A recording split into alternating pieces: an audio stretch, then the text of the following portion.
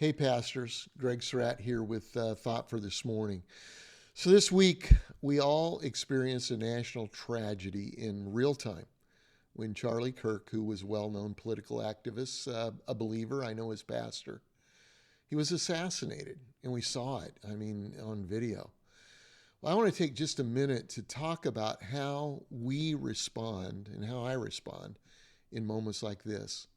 When the news came, I was at the retreat at Church Creek with a group of pastors, and a young pastor asked me, what do you do in a time like this? Should I say something? Should I go on social media? Should I respond? Do we say anything at the church this weekend? How do I know what to respond to? And those are very good and honest questions. Let me try to attack it a little bit. First, I would just say acknowledge the pain. People are hurting. In fact, I had a guy in my office just a minute ago, and he was saying, man, this hit me hard. I don't know how to process it. People are hurting for the loss of a husband, a father, a friend, and for what this means to our country. Even if people disagreed with Charlie Kirk's views, and there are a lot of them that you're going to have in your church or on your social media feed, or you may not agree with some of the things that he stood for or said, we can still grieve the reality of a life cut short and the fear and uncertainty that this creates. I'd also encourage you to encourage empathy. This is a moment to remember that behind every headline are real people who are grieving. Let's model compassion, even toward those with whom we might not see eye to eye. Here's a few guiding thoughts on what I do. I would say, number one, we're called to lead. We're called to lead. In moments of shock, people do look to us for guidance. And, we don't have all the answers. I know I don't. I feel inadequate sometimes, but we can help bring perspective.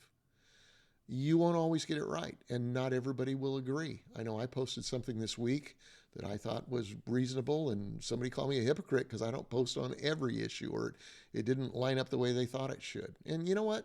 That's okay. Leadership always involves risk, but silence often leaves a vacuum. I would say that one size doesn't fit all. Your response will depend on your context, your people.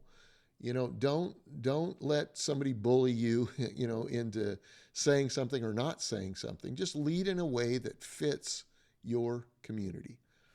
And this is really important. Bring peace. Don't add to the chaos.